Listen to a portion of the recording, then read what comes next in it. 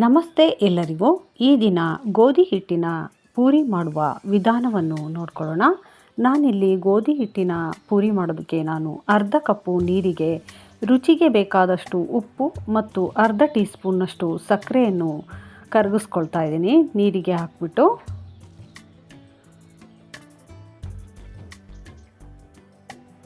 ಈಗ 2 ಟೀ ಸ್ಪೂನ್ನಷ್ಟು ಚಿರೋಟಿ ರವೆನ ಹಾಕ್ಕೊಳ್ತಾ ಇದ್ದೀನಿ. 1 ಚಿಕ್ಕ ಬಟ್ಟಲಿನಷ್ಟು ಮೈದಾ ಹಿಟ್ಟು, 2 ಬಟ್ಟಲಿನಷ್ಟು ಗೋಧಿ ಹಿಟ್ಟನ್ನು ತೆಗೆದುಕೊಂಡಿದ್ದೀನಿ. ಎಲ್ಲವನ್ನು ಚೆನ್ನಾಗಿ ಮಿಕ್ಸ್ ಮಾಡಿಕೊಳ್ಬೇಕು. ನಾನೀಗಾಗಲೇ ಉಪ್ಪು ಮತ್ತು ಸಕ್ಕರೆಯನ್ನು ನೀರಿನಲ್ಲೇ ಕರಗಿಸಿಟ್ಕೊಂಡಿದ್ದೀನಿ. ಈಗ ಆ ನೀರನ್ನು ಸ್ವಲ್ಪವೇ ಹಾಕ್ಕೊಂಡು ನಾದ್ಕೊಳ್ಬೇಕಾಗುತ್ತೆ. ಚಪಾತಿ ಹಿಟ್ಟಿಗಿಂತ ಸ್ವಲ್ಪ ಗಟ್ಟಿಯಾಗಿ ಕಲಸಿಟ್ಕೊಳ್ಬೇಕಾಗುತ್ತೆ. ಹಿಟ್ಟನ್ನು ಕಲಸಿಬಿಟ್ಟು 10 ಅಥವಾ 15 ನಿಮಿಷಗಳ ಕಾಲ ಹಿಟ್ಟನ್ನು ರೆಸ್ಟ್ ಮಾಡಲು ಬಿಡಬೇಕಾಗುತ್ತೆ.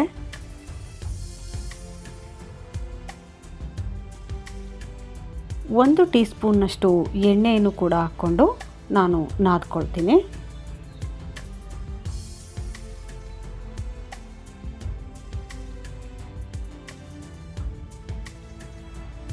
ಕಾಲು ಗಂಟೆ ಹಾಗೇ ಇಟ್ಟಿದ್ದೆ ಹಿಟ್ಟನ್ನು. ಈಗ ಹಿಟ್ಟು ಈ ಥರ ಆಗಿದೆ. ಈಗ ನಮಗೆ ಬೇಕಾದ ಅಳತೆಯಲ್ಲಿ ಉಂಡೆಗಳನ್ನಾಗಿ ಮಾಡಿಕೊಳ್ಬೇಕಾಗುತ್ತೆ.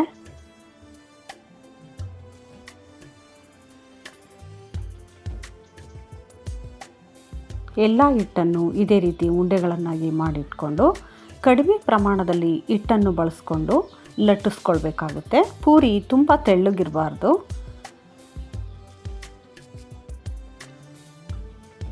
ನಮಗೆ ಬೇಕಾದ ಅಳತೆಯಲ್ಲಿ ಲಟ್ಟಿಸ್ಕೊಳ್ಳೋಣ.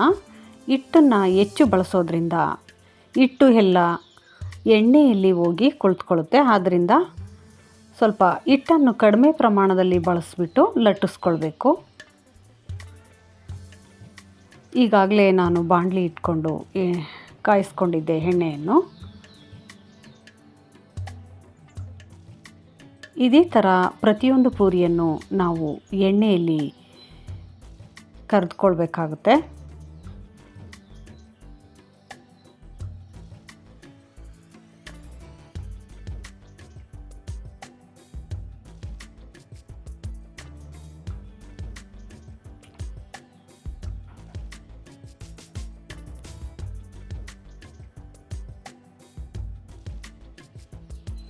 ಮೈದಾಕ್ಕಿಂತ ಗೋಧಿ ಆರೋಗ್ಯಕ್ಕೆ ಒಳ್ಳೆಯದಾಗಿರೋದ್ರಿಂದ ನಾನು ಗೋಧಿ ಹಿಟ್ಟನ್ನೇ ಹೆಚ್ಚಾಗಿ ಬಳಸ್ಕೊಂಡಿದ್ದೀನಿ.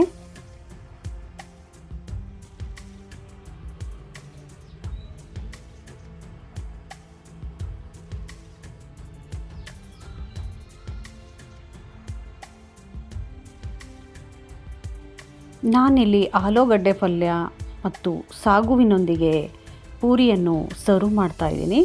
ನೀವು ಕೂಡ ಈ ಉಬ್ಬಿದ ಪೂರಿಯನ್ನು ಒಮ್ಮೆ ಮಾಡಿ. ಮತ್ತೊಂದು ವಿಡಿಯೋದಲ್ಲಿ ಸಿಗೋಣ. ಧನ್ಯವಾದಗಳು.